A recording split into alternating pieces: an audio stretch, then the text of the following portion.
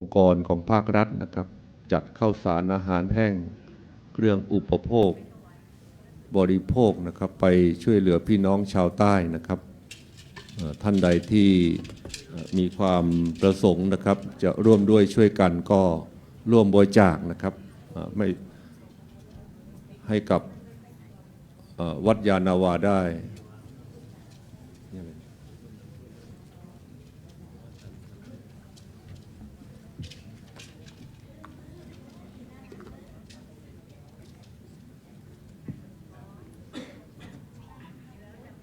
ครับขอร่วมบริจาคน้ำท่วมภาคใต้นะครับเนี่ย5,000 บาทจากคุณลุงสิริแสงอารามรุ่งโรจน์นะครับและเพื่อนๆจากโรงเรียนผู้สูงอายุนะครับโอ้อนุโมทนาสาธุการนะครับโรงเรียนผู้สูงอายุครับกราบนมัสการในร่มเมตตาพระเดชพระคุณหลวงพ่อพระธรรมวชิรโมลีรองเจ้าคณะภาค4เจ้าวาดวัดยานาวาพระอารามหลวงที่เคารพอย่างยิ่งกราบนมัสการพระเดชพระคุณพระคุณเจ้าพระภิกษุสงฆ์สามเณรทุกรูปนะครับแล้วก็ขอสวัสดีคณะอุบาสกอุบาสิกานะครับที่ร่วมพิธีบำเพ็ญกุศลสวดพระพิธรรมเพื่อน้อมอุทิศถวายเป็นพระราชกุศลแด่สมเด็จพระนางเจ้าสิริกิติ์พระบรมราชินีนาถพระบรมราชชนนีพันปีหลวงซึ่งคณะสงฆ์อุบาสกอุบาสิกาวัดยานาวาได้จัดให้มีพิธีสวดพระพิธรรมนะครับคืนนี้ก็เป็นคืนที่32นะครับคืนที่32คืนนี้ก็มีเจ้าภาพนะครับประกอบด้วยคุณมยุรีนวรัตโนภาสแล้วก็คุณพัชรีลินวัฒนานะครับเป็นเจ้าภาพพร้อมด้วยคณะอุบาสกอุบาสิกานะครับผู้ร่วมพิธีทุกท่านครับลำดับต่อไปนะครับเพื่อเข้าสู่พิธี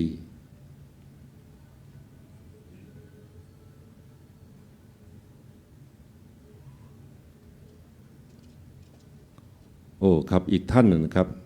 คุณศศิวรรณโมริวัฒน์นะครับก็เป็นเจ้าภาพในการบำเพ็ญกุศลนะครับในค่ำคืนนี้ครับลำดับต่อไปนะครับเพื่อเข้าสู่พิธีในการบำเพ็ญกุศลนะครับก็ญาติเรียนเชิญคุณมยุรีนวรัตโนภาสนะครับได้จุดธูปเทียนบูชาพระรัตนตรัยนะครับก็ญาติเรียนเชิญครับ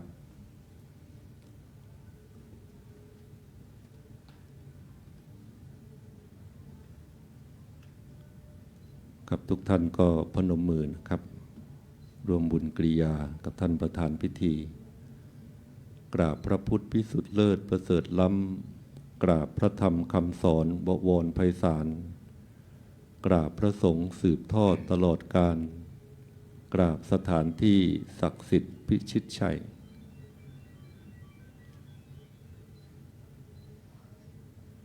ครับท่านต่อไปนะครับขออนุญาตเรียนเชิญคุณพี่ศศิวรรณโมรีวัฒน์นะครับได้จุดธูปเทียนชุดกระบะชุด5นะครับที่ตู้พระอภิธรรมนะครับขออนุญาตเรียนเชิญนะครับด้านหน้าพระสงฆ์นะครับ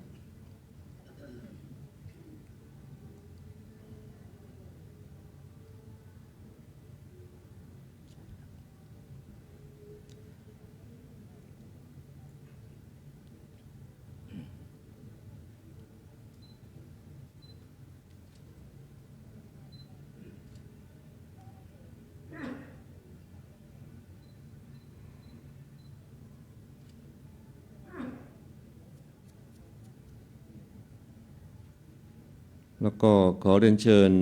คุณพี่พัชรีลินวัฒนานะครับจุดธูปเทียนเครื่องทองน้อย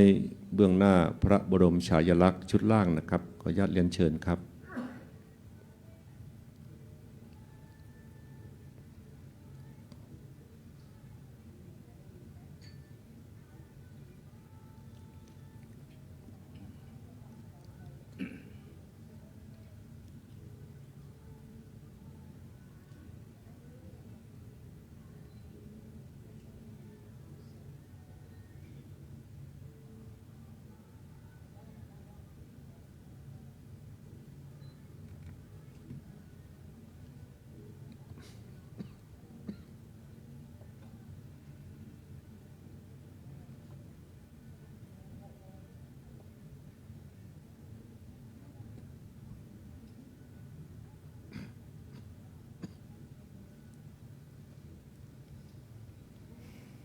กับเรียนเชิญทุกท่านได้สมาทานศีลรับศีลโดยพร้อมเพรียงกันนะครับมะยังพันเต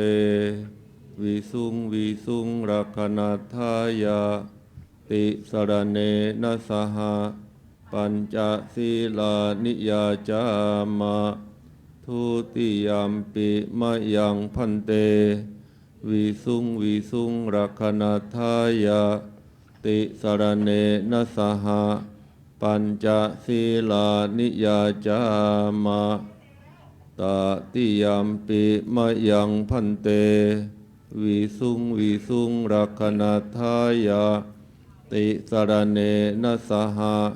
ปัญจศีลานิยาจามะนะโมตัสสะภะคะวะโตอะระหะโตสัมมาสัมพุทธัสสะนะโมตัสสะภะคะวะโตอะระหะโตสัมมาสัมพุทธัสสะนะโมตัสสะภะคะวะโตอะระหะโตสัมมาสัมพุทธัสสะนะโมตัสสะภะคะวะโตอะระหะโตสัมมาสัมพุทธัสสะนะโมตัสสะภะคะวะโตอะระหะโตสัมมาสัมพุทธัสสะนะโมตัสสะภะคะวะโตอะระหะโตสัมมาสัมพุทธัสสะพุทธังสรณังคัจฉามิพุทธังสรณังคัจฉามิธัมมังสรณังคัจฉามิธัมมังสรณังคัจฉามิสังฆังสรณังคัจฉามิสังฆังสรณังคัจฉามิทุติยัมปิพุทธังสรณังคัจฉามิทุติยัมปิพุทธังสรณังคัจฉามิทุติยัมปิธัมมังสรณังคัจฉามิทุติยัมปิธัมมังสรณังคัจฉามิทุติยัมปิสังฆังสรณังคัจฉามิทุติยัมปิสังฆังสรณังคัจฉามิตติยัมปิพุทธังสรณังคัจฉามิตติยัมปิพุทธังสรณังคัจฉามิตติยัมปิธัมมังสรณังคัจฉามิตติยัมปิธัมมังสรณังคัจฉามิตติยัมปิสังฆังสรณังคัจฉามิตติยัมปิสังฆังสรณังคัจฉามิปานาติปาตาเวระมณีสิกขาปะทังสมาธิยามิปานาติปาตา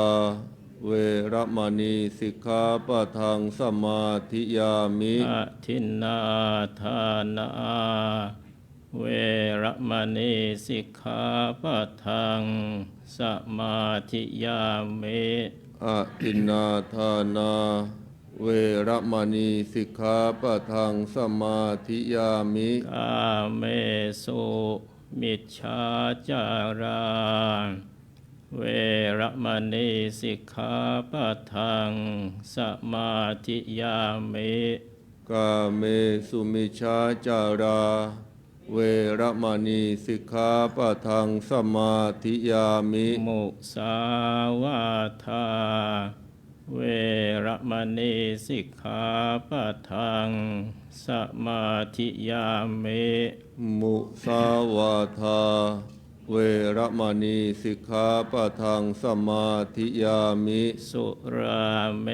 รยมัชฌะปมาทัฏฐานาเวระมณีสิกขาปะทังสมาธิยามิสุราเมรยมัชฌะปมาทัฏฐานาเวระมณีสิกขาปะทังสมาธิยามิอิมานิปัญจสิกขาปะทานิสีเลนะสุขติงยันติสีเลนะโภคสัมปทาสี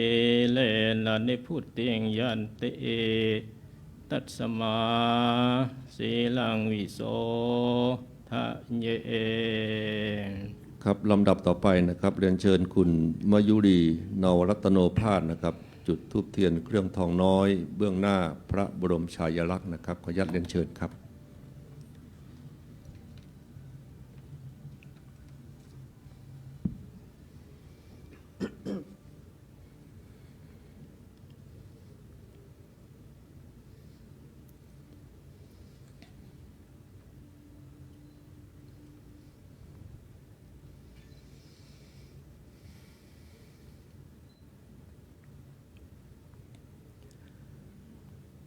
นะโมตัสสะภะคะวะโตอะระหะโตสัมมาสัมพุทธัสสะนะโมตัสสะภะคะวะโตอะระหะโตสัมมาสัมพุทธัสสะนะโมตัสสะภะคะวะโตอะระหะโตสัมมาสัมพุทธัสสะกุศลธรรมะอกุศลธรรมะพยากตาธรรมะกตเมธรรมะกุศลายสมิงสมัยเยกามาวจรังกุศลังจิตังอุปานังโหติโสมนัสสะสหกตังญาณสัมปยุตตังรูปารามนังวาสัทธารามนังวาคันธารามนังวารสารามนังวาทุทาภารามนังวาธรรมารามนังวายังวาปนาราปตาสมิงสมัยเยปัสโสโหติอเวเคปุโหติเยวาปนตาสมิงสมัยเยอัญเยปิอาติปติจะสมปนาอโรปิโนธรรมันเมธรรมากุศลปัญจขันธารูปขันโทเวทนาขันโทสัญญาขันโทสังขารขันโทวิญญาณขันโทตัตกตโมรูปขันโทยังกินจิรูปังอธิตานาคตปัจจุปันนังอาชาตังวาปหิทาวาโอลาริกังวาสุขุมังวาหินังวาปณิตังวายังทุเรวาสันติเกวาตเตกาชังอภิสัญโยอิตวาอภิสังกิปิตวาอายังวุจติรูปกันโทสังฆโหอสังฆโหสังฆอิเตนะอสังฆอิตังอสังฆอิเตนะสังฆอิตังสังฆอิเตนะสังฆอิตังอสังฆอิเตนะอสังฆอิตังสัมปโยโควิปโยโคสัมปยุตเตนะวิปยุตตังวิปยุตเตนะสัมปยุตตังอสังฆอิตังจะปัญญาติโยขันธปัญญาติอายตนะปัญญาติธาตุปัญญาติสัจจปัญญาติอินทรียปัญญาติปุคละปัญญาติกิตตาว ตาปุคลานังปุคลปัญญาติสัมมยวิมุตโตอสัมมยวิมุตโตโกปธรรมโมอโกปธรรมโมอปริหานธรรมโมอปริหานธรรมโมเจ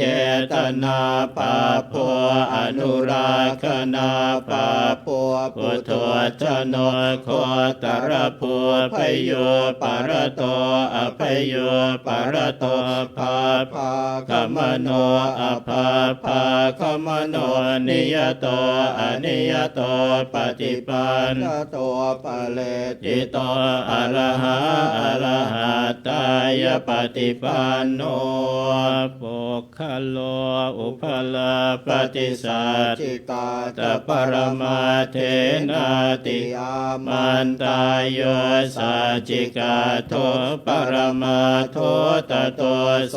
ปุคโลอุคลาปฏิสัจจิกาตปรมาเทนะเอวังวัสสะเพอาชานาอินิกหังหันติปุคโลอุคลาปฏิสัจจิกาตปรมาเทนะเตนะวัตเรวาตาเพโยสัจจิกาโทปรมาโทตโตโสปุคโลอุคลาปฏิสัจจิกาตปรมาเทนาติเมชาเยเกจิกุสลธรรมสัพเพเตกุสลมูลาเยวาปนกุสลมูลาสัพเพเตธรรมกุสลาเยเกจิกุสลธรรมสัพเพเตกุสลมูเลนะเอกมูลาเยวาปนกุสลมูเลนะเอกมูลาสัพเพเตธรรมกุสลาเอตุปัจจโยอะรัมมณปัจจโยอธิปติปัจจโยอนันตรปัจจโยสมนันตรปัจจโยสหชาตปัจจโยอัญญมัญญปัจจโยเนสยปัจจโยอุปเนสยปัจจโยปุเรชาตปัจจโยปัจฉาชาตปัจจโยอาเสวนปัจจโยกรรมปัจจโยวิปากปัจจโยอาหารปัจจโย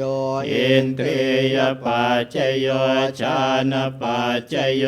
มรรคปัจจโยสัมปโยตปัจจโยวิปโยตปัจจโยอาติปัจจโยนาติปัจจโยวิคตปัจจโยอวิคตปัจจโยครับวันนี้พระสงฆ์จตุรวรรคนะครับสี่รูปได้สวดพระพิธรรมจบที่หนึ่งนะครับครับตามที่ท่านทั้งหลายนะครับได้ทราบว่าพี่น้องทางภาคใต้นะครับกำลังเดือดร้อนนะครับเนื่องจากอุทกภัยถือว่าเป็นมหันตภัยที่ยิ่งใหญ่ทีเดียวนะครับทำให้พี่น้องในทางภาคใต้หลายจังหวัดด้วยกันนะครับเกิดความทุกข์ความเดือดร้อนคณะสงฆ์วัดยานนาวานะครับโดยพระเดชพระคุณหลวงพ่อพระธรรมวชิระโมดีนะครับพร้อมด้วยมูลนิธิวัดยานนาวาสมาคมส่งเสริมความเจริญของพระพุทธศาสนานะครับร่วมกับสถานีวิทยุโทรทัศน์โลกพระพุทธศาสนาเฉลิมพระเกียรติวัดยานนาวาได้จัดข้าวสารอาหารแห้งนะครับเพื่อไปช่วยเหลือพ่อแม่พี่น้องในทางภาคใต้ในส่วนของวัดยานนาวานะครับก็ร่วมกับกระทรวงวัฒนธรรมซึ่งจะส่งมอบนะครับของในวันพรุ่งนี้นะครับในช่วงบ่ายก่อนอื่นครับก็ต้องขออนุโมทนาสาธุการนะครับมีพระเดชพระคุณพระคุณเจ้าแล้วก็คณะอุบาสกอุบาสิกาหลายท่านนะครับที่มาสวดมนต์แล้วก็มาร่วมพิธีสวดพระพิธรรมเพื่อน้อมถวายเป็นพระราชกุศลนะครับได้บริจาคทรัพย์ แล้วก็ข้าวสารอาหารแห้งนะครับ เพื่อไปแจกจ่ายให้กับพี่น้องในทางภาคใต้ ก็มีพระเดชพระคุณพระศรีวชิราภรณ์นี่มอบเป็นเงินสดนะครับ 2,000 บาท ท่านพระครูอาทรประทิติโสพลฝ่ายวิปัสสนาธุระผู้ช่วยเจ้าวาดวัดยานนาวามอบข้าวสาร20 กิโล คุณปนดคุณปิยาเสนีวงศ์ณอยุธยาและครอบครัวมอบเงินสด 5,000 บาท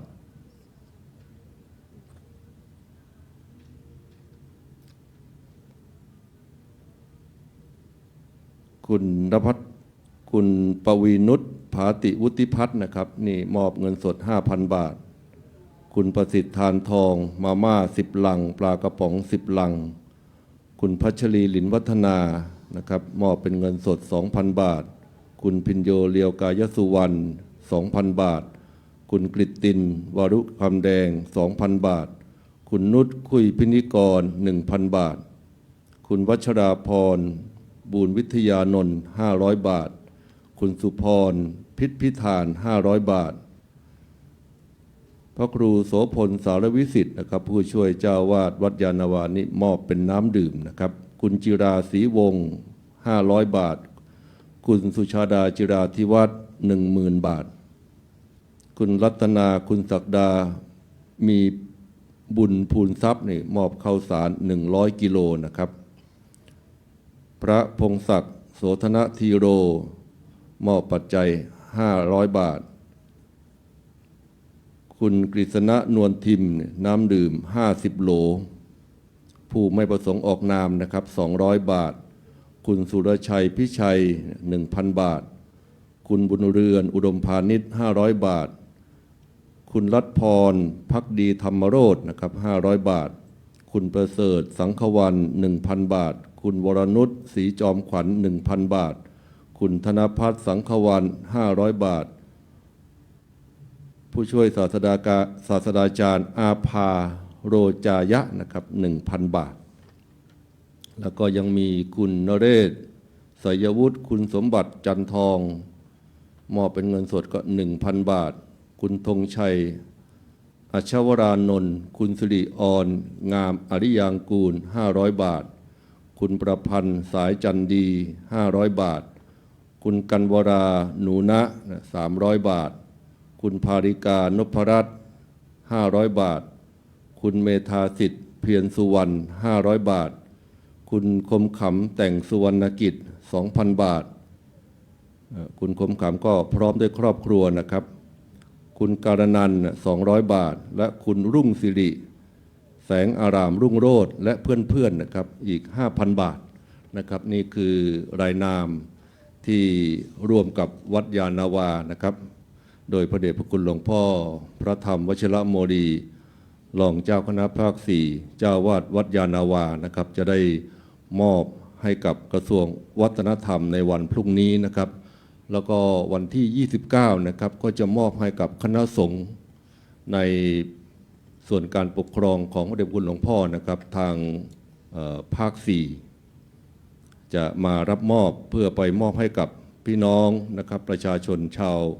ภาคใต้นะครับที่กำลังเดือดร้อนประสบปัญหาอุทกภัยนี่แหละครับพระสงฆ์องค์เจ้าที่ใดมีทุกข์พระท่านเข้าไปขับไล่ที่ใดมีสุขไปต่อเติมเพิ่มพูนผลพร้อมช่วยเหลือเกื้ออำนวยช่วยผู้คนเราญาติโยมพร้อมอนุโมทนาสาธุเทินครับลำดับต่อไปนะครับพระสงฆ์ทั้งนั้นนะครับจะได้สวดจบสุดท้ายนะครับนิมนต์ครับ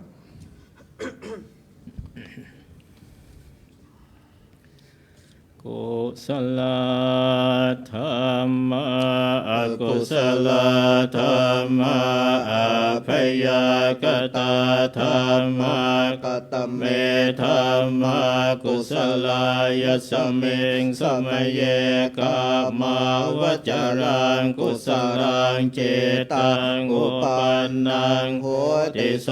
มนัสสะกตังญาณสัมปยุตตังรูปารัมมนังวาสัทธารัมมนังวาคันธารัมมนังวารสารัมมนังวาโพธาภารัมมนังวาธัมมารัมมนังวายังวาปนาราปตาสมิงสมัยเยภาโสโหติอเวเคปโหติเยวาปนตาสมิงสมัยเยอันเยปิอาติปติจะสมุปปานารูปิโนธัมมาอิเมธัมมากุศลาปัญจขันธารปะขันธเวทนาขันธสัญญาขันธสังขารขันธวิญญาณขันธกาตกตมัวรูปะขันธยังเกณฑ์จิรูปังอติตานาคตปัจจุปันนังอาชาตังวาภยิตาวาโอลาลิกังวาสุกุมังวาหินังวาปณิตังวายังทุเลวาสันติเกวะตะเทกาจังอภิสัญโยหิตวาอภิสังกิปิตวาอายังวุจติรูปะขันโทสังฆโหอสังฆโหสังฆอิเตนะอสังฆอิตังอสังฆอิเตนะสังฆอิตังสังฆอิเตนะสังฆอิตังอสังฆอิเตนะอสังฆอิตังสัมปโยโควิปโยโคสัมปโยเตนะวิปโยตังวิปโยเตนะสัมปโยตังอสังฆอิตังจะปัญญาติโยปันทปัญญาติอายตนะปัญญาติธาตุปัญญาติสัจจปัญญาติอินทรียปัญญาติปุคละปัญญาติกิตาวตาปุคลานังปุคละปัญญาติสมัยวิมุตโตอสมัยวิมุตโตโกปธัมโมอโกปธัมโมปริหานธรรมโมอปริหานธรรมโมเจตนาภาโพอนุราคณาภาโพปุตโตจโนโคตรภูพโยปารโตอภโยปารโตปาภาคมโนอภาภาคมโนนิยโตอนิยโตปฏิปันนโตภะเลติโตอะระหะอะระหะตายปฏิปันโนโภคโลอุปลาปฏิสัจจิกาตปรมาเทนาติอามันตายโยสัจจิกาโตปรมาโทตโตโส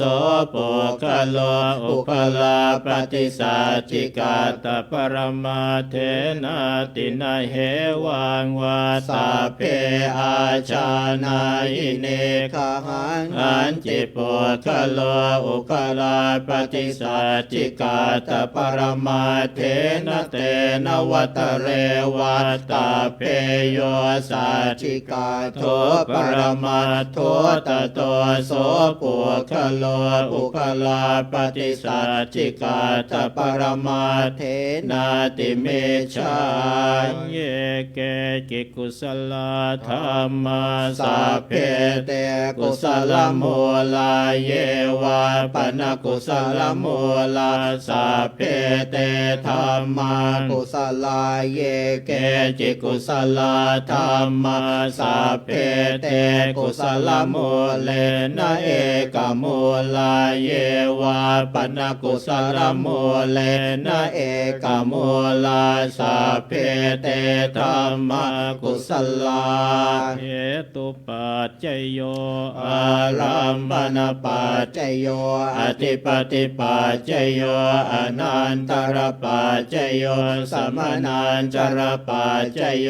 สหชาตปัจจโยอัญญมัญญปัจจโยเนสยปัจจโยอุปเนสยปัจจโยปุเรชาตปัจจโยปัจฉาชาตปัจจโยอาเสวนปัจจโยกรรมปัจจโยวิปากปัจจโยอาหารปัจจโย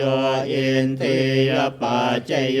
ฌานปัจจโยมรรคปัจจโยสัมปยุตตปัจจโยวิปยุตตปัจจโยอาติปัจจโยนาติปัจจโยเวคตปัจจโยอเวคตปัจจโย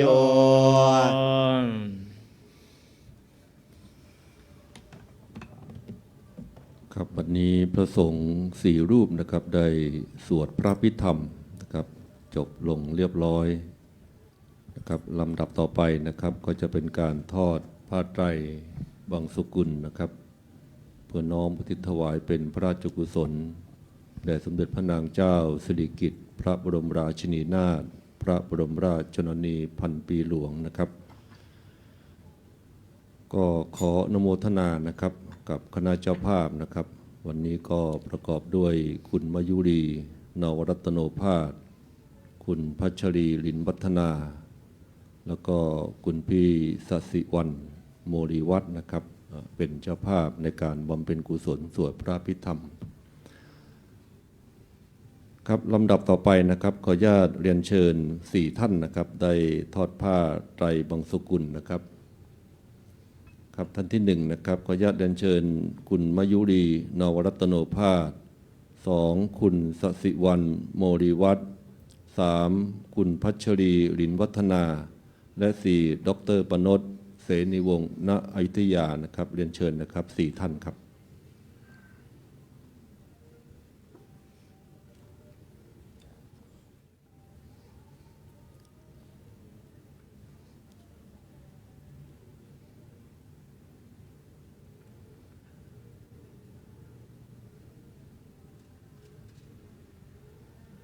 ครับพร้อมแล้วเชิญวางด้านหน้าบนผ้าภูสายโยงนะครับเสร็จแล้วก็เรียนเชิญนั่งประจำที่นะครับพระสงฆ์ทั้งนั้นนะครับจะได้สดับปกรณ์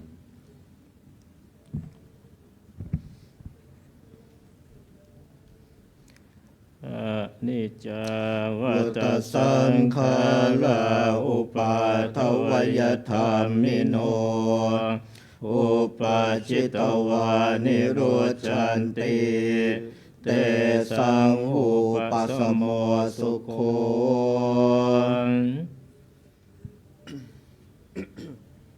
ครับเมื่อเจ้าหน้าที่นะครับได้เก็บภูสายโยงผ้าขาวรองโยงเสร็จแล้วนะครับก็จะได้เทียบเครื่องไทยธรรม4ชุดด้วยกันนะครับก็จะได้เรียนเชิญ4ท่านนะครับได้เข้าไปถวายเครื่องไทยธรรม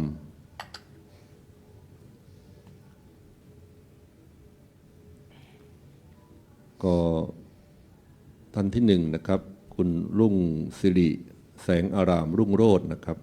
2คุณคมขำแต่งสุวรรณกิจแล้ววันนี้ก็มีโรงเรียนผู้สูงอายุนะครับของเขตสาทรวัดยานาวาขอเชิญผู้แทนโรงเรียนผู้สูงอายุ2ท่านนะครับเรียนเชิญนะครับ2ท่านเชิญครับเชิญครับ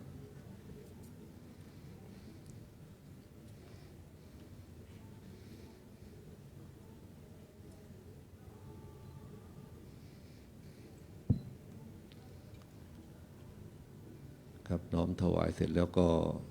เรียนเชิญนั่งประจำที่นะครับ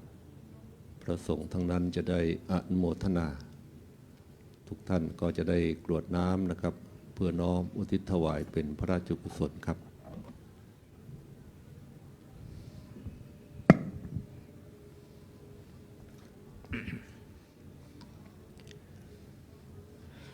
ยะถาวาริวหาปุราปริปุเรนติสาครัง เอวเมวะอิโตทินังเปตานังอุปกัปปติอิชิตังปฏิตังตุมหังคิปะเมวะสมิจจตุสัพเพปุเรนตุสังกปปานจันโทปนรสโสยถา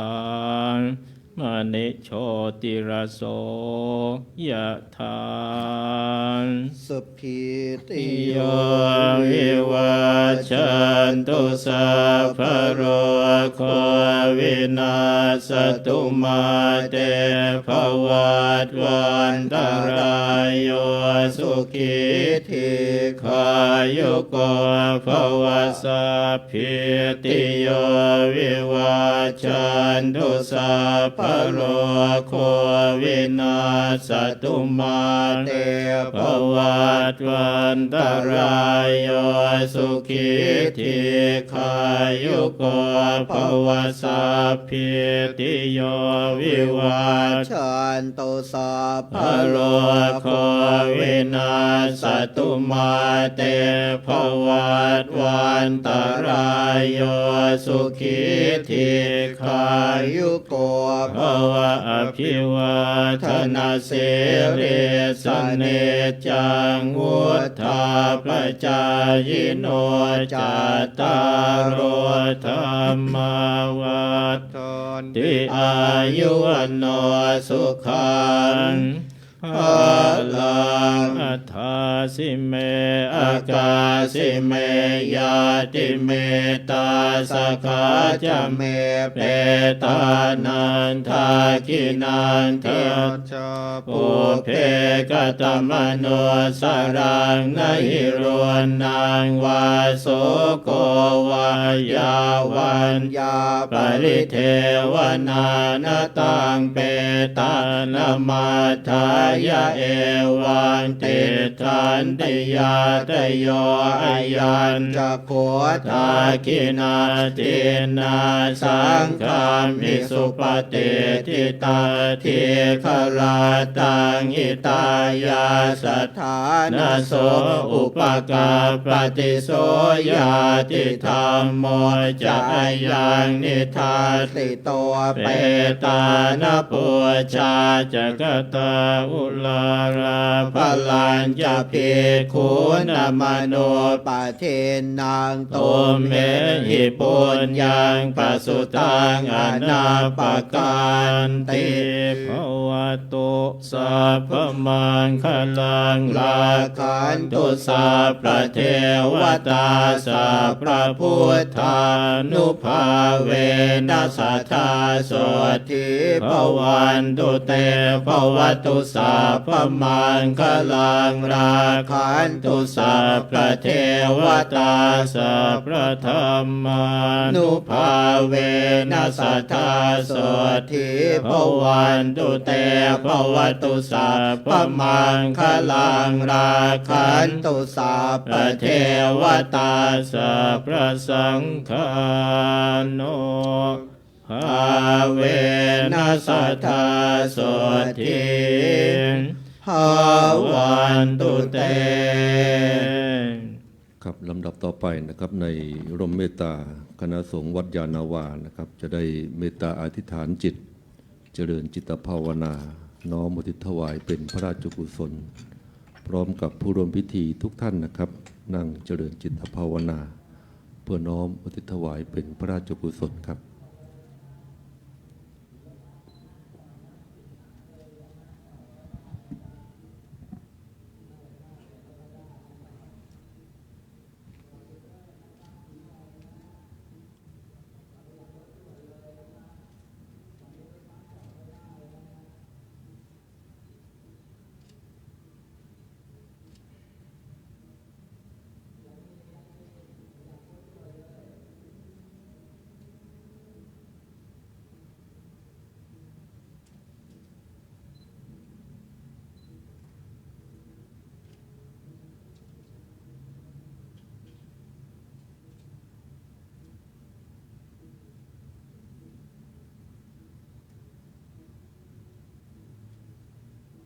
ครับคณะสงฆ์วัดยานาวา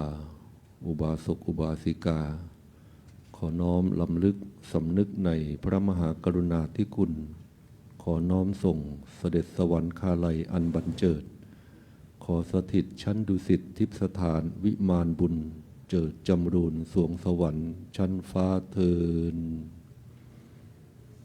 ครับท้ายที่สุดนี้นะครับขออนุญาตเรียนเชิญคุณมายุรีนวรัตโนภาสนะครับได้กราบพระที่โต๊ะหมู่บูชา และกราบเบื้องหน้าพระบรมฉายาลักษณ์ตามลำดับนะครับเรียนเชิญครับ